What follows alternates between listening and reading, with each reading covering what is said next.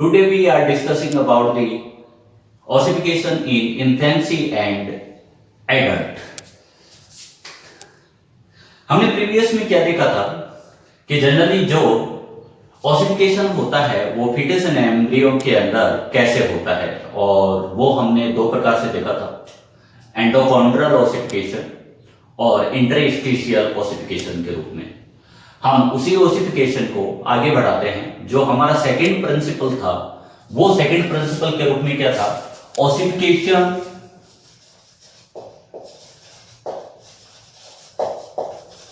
In infancy to adult। Infancy to adult के बीच में बोन का ओसिफिकेशन या बोन का फॉर्मेशन कैसे होता है वो हमें देखना है। प्रीवियसली हमने जो पढ़ा था उसके अंदर हमने देखा था कि जो बोन का ओसिफिकेशन है वो बॉडी या शाफ्ट के अंदर भी होता था और एपिफाइशियल में भी होता है, लेकिन उसके बाद में उन्होंने क्या किया था, एक एपिफाइशियल प्लेट का फॉर्मेशन कर दिया था कि फर्दर आप जब भी ओसिफिकेशन होगा वो एपिफाइशियल प्लेट के अंदर होगा। तो जाहिर सी बात है जो ये सेकंड प्रिंसिपल है इसके अंदर जो बोन का फॉर्मेशन होगा, बोन फॉर्मेशन होगा वो जनरली एपिफाइशियल प्लेट के अंदर होगा।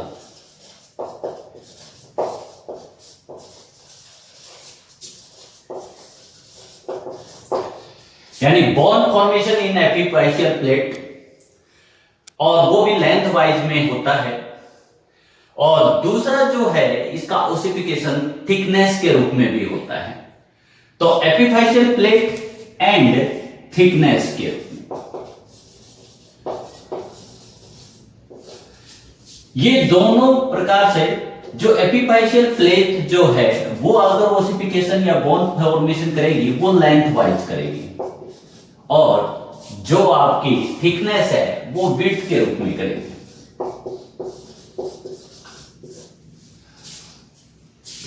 तो हम इसको स्टार्ट करने से पहले आपको समझना होगा एपिफाइशियल प्लेट कहां पर स्थित होती है। हमें पता है कि एपिफाइशियल प्लेट जो होती है वो डायाफाइसिस एंड एपिफाइसिस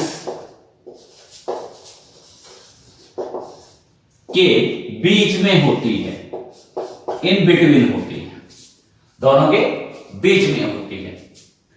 अब उसी एपिफाइशियल प्लेट को चार जोन में डिवाइड कर सकते हैं। जो चार जोन में डिवाइड करते हैं वही उसका ग्रोथ एंड डेवलपमेंट होता है बोन का। तो वो चार जोन क्या है? फर्स्ट जोन जो आता है वो आता है zone of resting. Zone of resting, zone of resting जो जोन होता है वो जनरली आपकी एपिफाइसिस के पास होता है, यानी एपिफाइसिस के पास। अगर मैं इस डायग्राम के अकॉर्डिंग देखूं तो इस डायग्राम में ये आपका एपिफाइसिस है और ये डायाफाइसिस है।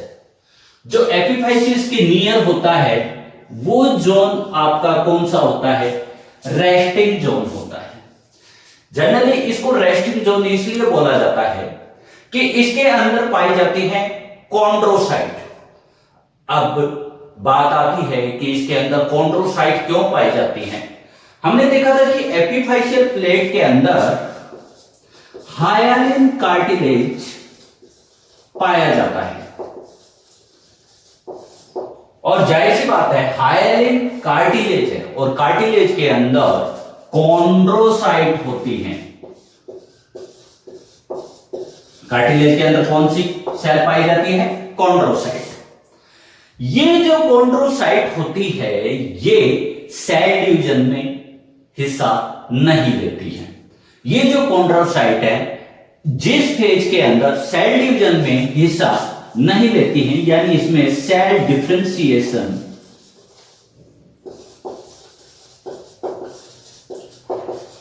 नहीं होता है।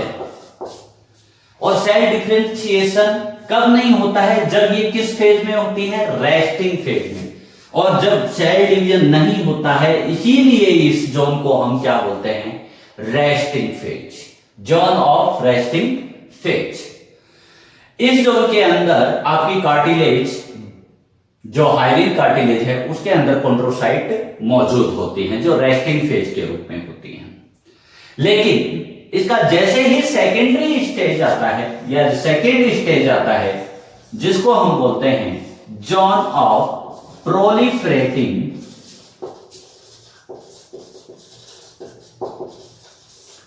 Phase, zone of proliferating phase, इस जोन के अंदर आपकी कॉन्ड्रोसाइट्स जो है वो डिफरेंशिएशन करेगी।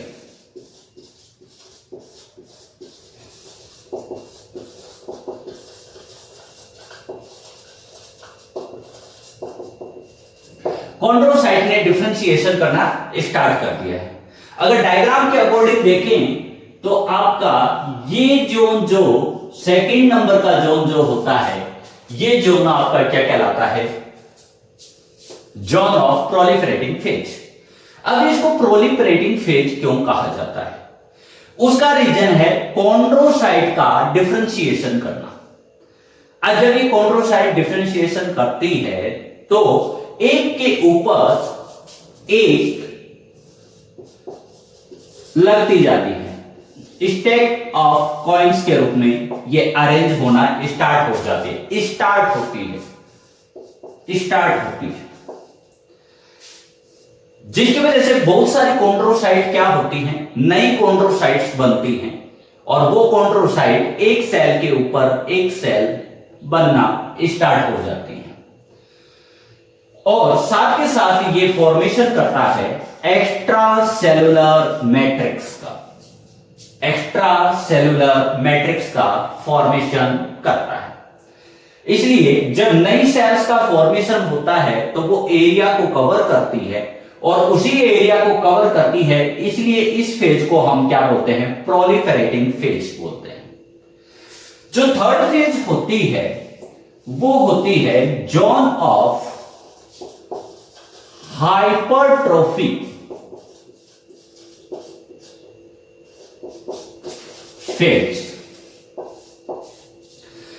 जोन ऑफ हाइपरट्रोफी फेज के अंदर क्या होगा? जो आपकी ये कॉन्ड्रोसाइट है, ये स्टैक्स हो जाती है, यानी एक के बाद एक कॉन्ड्रोसाइट्स क्या होंगी? स्टैक्स होंगी, और किसके रूप में? कॉइन्स के रूप में स्टैक होंगी। एक के बाद एक ये कॉइन्स के रूप में क्या हो जाती हैं? स्टैक्स हो जाती हैं। तो एक लेयर का फॉर्मेशन करती है।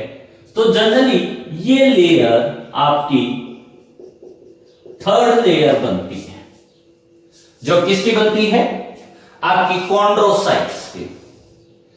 कॉन्ड्रोसाइट्स की जब स्टैक्स ऑफ कॉइन्स जब बन जाती है, तो उसके बाद में जो थर्ड स्टेज आती है वो फोर्थ स्टेज में प्रवेश करती है, जिसे हम बोलते हैं जोन ऑफ कैल्सीफाइंग। जोन ऑफ कैल्सीफाइंग जो होती है, डायग्राम के अकॉर्डिंग देखें तो आपकी ये वाली जो स्टेज है ये क्या कहलाती है? Zone of calcifying. अब इसमें क्या होगा? जो ये कॉन्ड्रोसाइट्स जो होती हैं, ये कॉन्ड्रोसाइट्स कन्वर्ट हो जाती हैं, डिफरेंशिएट होके ओस्टियोब्लास्ट में। किसमें कन्वर्ट होगी? ओस्टियोब्लास्ट में। अब ओस्टियोब्लास्ट क्या करेगा? जाहिर सी बात है, अभी कार्टिलेज की बोन सेल्स थी, लेकिन अब ओस्टियोब्लास्ट बोन की सेल्स है। पहले कार्टिलेज की सेल्स कार्टिलेज का एक्स्ट्रा सेलुलर मैट्रिक्स का फॉर्मेशन करती थी, लेकिन अब ओस्टियोब्लास्ट क्या करेगी? बोनी टिश्यू का फॉर्मेशन स्टार्ट कर देती है, या बोनी एक्स्ट्रा सेलुलर मैट्रिक्स का फॉर्मेशन करती है। ठीक है, जैसे ये बोनी एक्स्ट्रा सेलुलर मैट्रिक्स का फॉर्मेशन करेगी तो जाहिर सी बात है वहां पर कैल्शियम का भी क्या होता है? डिपोजिशन होता है, यानी साथ में ये कैल्शियम का भी क्या करती है? डिपोजिशन करती है। जब ये कैल्शियम का डिपोजिशन करेगी तो आपकी जो एक्स्ट्रा सेलुलर मैट्रिक्स है वो कैल्सिफाइड हो जाएगा, और कैल्सिफाइड हो जाएगा तो वहां पर ओस्टियोब्लास्ट की जगह आपकी ओस्टियोक्लास्ट सेल भी फंक्शन करना स्टार्ट करती है। और ये ओस्टियोक्लास्ट सेल क्या करती है, कैल्सिफाइंग जो भी टिश्यू बनता है आपकी कॉन्ड्रोसाइट्स की वजह से, वो कैल्सिफाइंग टिश्यू को ये क्या कर लेती है, डिसॉल्व कर लेती है।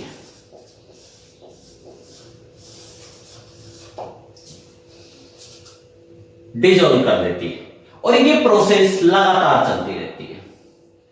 अब जैसे ये आपकी हाइपरट्रोफी फेज स्टार्ट हुई थी, इसी के दौरान क्या होता है कि कैल्शियम का डिपोजिशन होना स्टार्ट हो जाता है जो कॉन्ड्रोसाइट्स के अंदर होता है। अब कॉन्ड्रोसाइट जैसे ही क्या है, कैल्शियम का डिपोजिशन स्टार्ट होगा तो कॉन्ड्रोसाइट्स डेड होना भी स्टार्ट हो जाती है। तो जो सेकेंड फेज थर्ड फेज थी, इसके अंदर सेल्स क्या होती हैं, डेड होती है। और डेड होती हुई क्या, डेड होती हुई अपनी एक लेयर बनाती हुई चली जाती है। अगर कोई सेल डेड हो गई, उसके ऊपर दूसरी सेल डेड हो गई, फिर तीसरी, फिर चौथी, फिर पांचवी, इस तरीके से ये सेल डेड होते हुए एक स्टैक ऑफ कॉइन्स के रूप में अरेंजमेंट हो जाता है। और ये अरेंजमेंट को बाद में आपकी ओस्टियोक्लास्ट सेल जो होती है वो उसे डिसॉल्व करती है। और जैसे ओस्टियोक्लास्ट डिसॉल्व करती है तो ओस्टियोब्लास्ट सेल क्या करेगी, बोनी टिश्यू का फॉर्मेशन करना स्टार्ट कर देती है। और ये जो फॉर्मेशन होता है ये आपका एंडोकॉन्ड्रियल ओसिफिकेशन के रूप में होता है। और क्योंकि एंडोकॉन्ड्रियल ओसिफिकेशन यही था, एंडोकॉन्ड्रियल ओसिफिकेशन जो हमने देखा था, वो एंडोकॉन्ड्रियल ओसिफिकेशन क्या था, कार्टिलेज के अंदर बोन का फॉर्मेशन होना। कार्टिलेज में किसका फॉर्मेशन होना, बोन टिश्यू का फॉर्मेशन होना, यही आपका क्या था, एंडोकॉन्ड्रियल ओसिफिकेशन। तो आपकी लास्ट स्टेज के अंदर जाके आपका एंडोकॉन्ड्रियल ओसिफिकेशन क्या हो जाता है, कंप्लीट हो जाता है। और इसमें क्या होता है, एक नई बोन की लेयर बन जाती है। और वो लेयर जिसे हम डायग्राम के थ्रू अगर देखें तो ये लेयर होती है जो किसमें इन्वॉल्व हो जाती है, डायफाइसिस में हो जाती है। और वापस से एक प्रोसेस क्या होती है, स्टार्ट होती है। बस ध्यान रखने वाली बात होती है कि अगर मैं ये ओसिफिकेशन देखता हूं, कौन सा, आपकी जो बोन फॉर्मेशन होता है वो एपिफाइशियल प्लेट में जो ओसिफिकेशन होता है, ये ओसिफिकेशन फीमेल्स के अंदर 18 ईयर और मेल्स के अंदर 21 ईयर तक होता है। इसका मतलब यह हुआ कि अगर हम बोन का एग्जामिनेशन कर लें तो हम किसी भी पर्सन की एज को डिस्क्राइब कर सकते हैं। अगर उसके अंदर एपिफाइशियल प्लेट मिलती है, इसका मतलब वो मेल या फीमेल 18 या 21 ईयर से क्या है, छोटे हैं। लेकिन अगर एपिफाइशियल प्लेट नहीं मिलती है तो हम जनरली उसको हम क्या बोलते हैं कि वो कौन सा पेशेंट है या कौन सा पर्सन है, वो ओल्डर पर्सन है, क्योंकि एपिफाइशियल प्लेट फ्यूज्ड हो जाती है और उसके बाद में इसका डेवलपमेंट नहीं होता है। लेकिन एक कारण और है जिसकी वजह से ओसिफिकेशन नहीं होता है, जिसे हम बोलते हैं फ्रैक्चर। फ्रैक्चर की वजह से भी एपिफाइशियल प्लेट क्या होती है, फ्यूज्ड हो जाती है। और अगर ये फ्यूज्ड हो गई तो उसकी वजह से भी आपका क्या नहीं होता है, ओसिफिकेशन नहीं होता है। तो हमने जो देखा था कि बोन फॉर्मेशन इन एपिफाइशियल प्लेट ये जनरली किसके रूप में था, लेंथ के रूप में। और हमने ये भी देख लिया कितने जोन में होता है, 4 जोन में होता है। जोन ऑफ रेस्टिंग यानी इसके अंदर आपकी कॉन्ड्रोसाइट या कॉन्ड्रोब्लास्ट जो होती हैं वो रेस्टिंग फेज में होती हैं, डिफरेंशिएशन में हिस्सा नहीं लेती हैं और बोन फॉर्मिंग में भी हिस्सा नहीं लेती हैं। लेकिन जोन ऑफ प्रोलिफरेटिंग फेज में कॉन्ड्रोसाइट्स मल्टीप्लाई करती हैं या डिफरेंशिएट होती हैं और वो क्या करती हैं, एक दूसरे के ऊपर जुड़ना स्टार्ट हो जाती हैं। और जोन ऑफ हाइपरट्रोफी में क्या होता है कि जब वो जैसे जैसे जुड़ती जाती हैं तो एक्स्ट्रा सेलुलर मैट्रिक्स जो होता है उसमें कैल्शियम का डिपोजिशन होने लगता है और सेल्स क्या होती है, डेड होने लगती है। डेड होने की वजह से वो इकट्ठा होती हैं कॉइन्स के रूप में। लेकिन जॉन ऑफ कैल्सिफाइंग में क्या होगा, ओस्टियोक्लास्ट सेल जो है, जो कैल्सिफाइंग टिश्यू होता है या डेड सेल टिश्यू होता है, उसको क्या कर लेता है, रिजॉल्व कर लेता है और उसके जगह आपकी ओस्टियोब्लास्ट सेल्स आती हैं और वो ओस्टियोब्लास्ट सेल्स क्या करती है, बोनी एक्स्ट्रासेलुलर मैट्रिक्स का फॉर्मेशन करती हैं और साथ ही साथ कैल्शियम का डिपोजिशन भी करती हैं। ठीक है, और इसी तरीके से आपकी बोन बन जाती है एक लेयर जो डायफाइसिस में इन्वॉल्व हो जाती है और बोन की लेंथ बढ़ जाती है। लेकिन ये हमने लेंथ वाइज देखा था। अब हम देखना चाहते हैं थिकनेस के रूप में। थिकनेस के रूप में कैसे होगा, तो इसके लिए हम एक डायग्राम की साइड चलते हैं। ये डायग्राम आपके साइड में है। अगर मैं इसको डिनोट करूं तो आपको लेयर के ऊपर देखना, ये जो लेयर है जो मैंने कुछ बनाई है, इसको मैंने पेरिओस्टियम नाम देना है। ये पेरिओस्टियम लेयर होती है। ठीक है, ये जो स्ट्रक्चर बनाई है ये आपकी ब्लड वेसल्स है।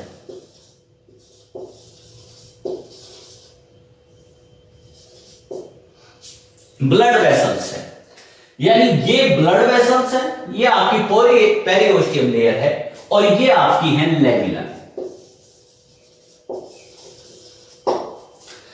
अब ये लेयर कहां पर बनती है, हमें पता है पेरिओस्टियम लेयर जो होती है वो जनरली कहां पर होती है।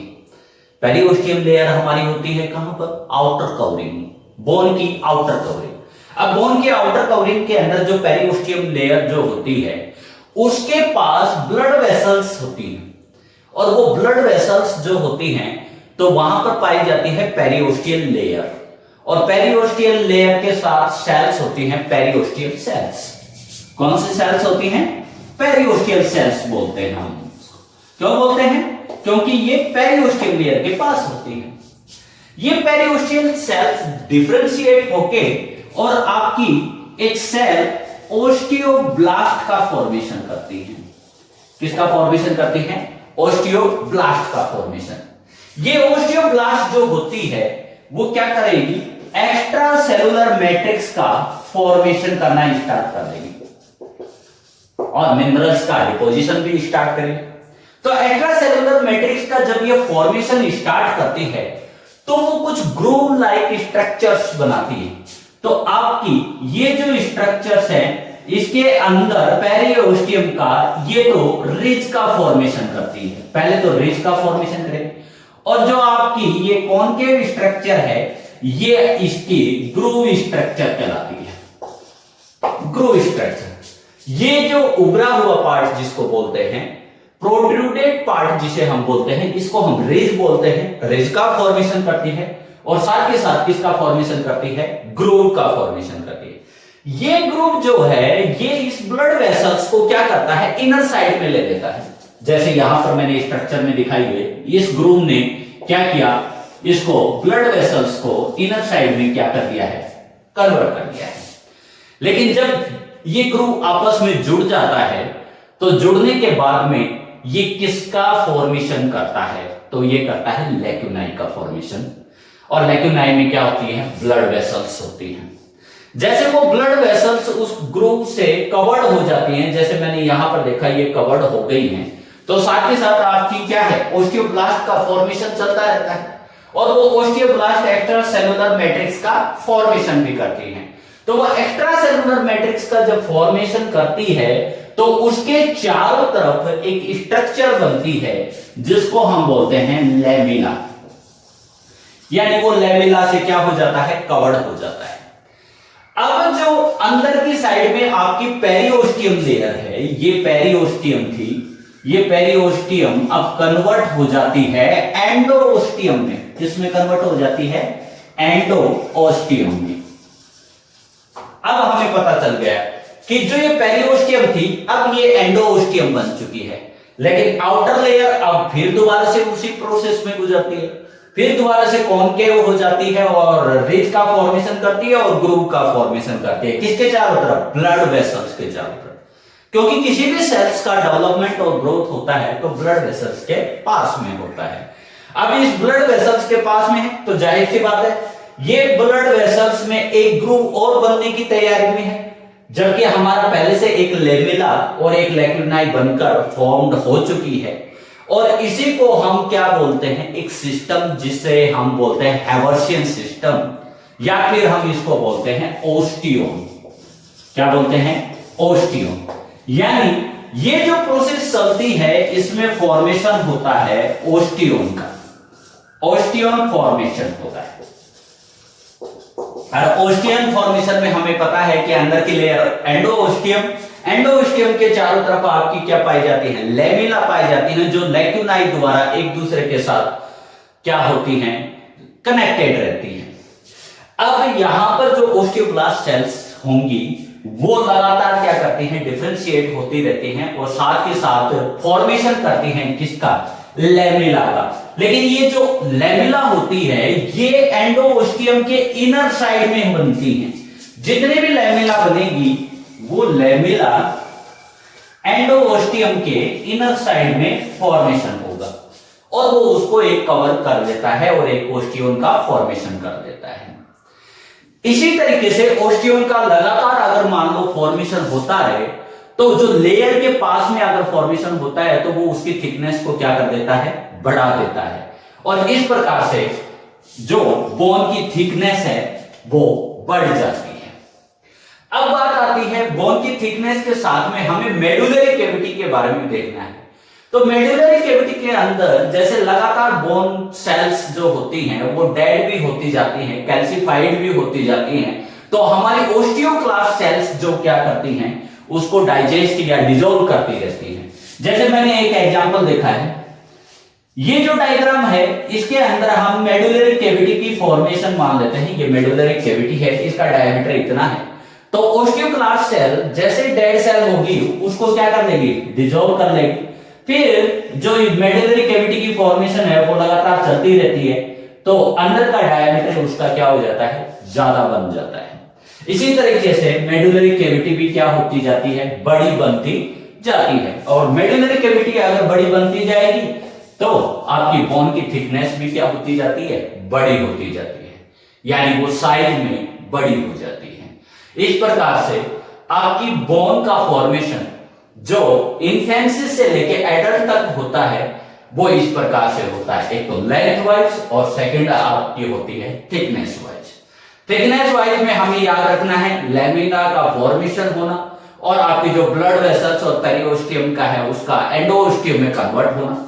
मेजर फंक्शन आपकी ओस्टियोब्लास्ट एंड ओस्टियोक्लास्ट ही करेंगी, लेकिन अगर इसकी लेंथ में देखें तो इसके अंदर कौन करेगी? आपकी जो सेल्स हैं वो कॉन्ड्रोब्लास्ट एंड फिर ओस्टियोब्लास्ट एंड ओस्टियोक्लास्ट करते हैं। तो हमने आज यही देखा है कि इन्फेंसी से एडल्ट तक कैसे बोन का फॉर्मेशन होता है और जो हमारे ओसिफिकेशन का सेकंड प्रिंसिपल है।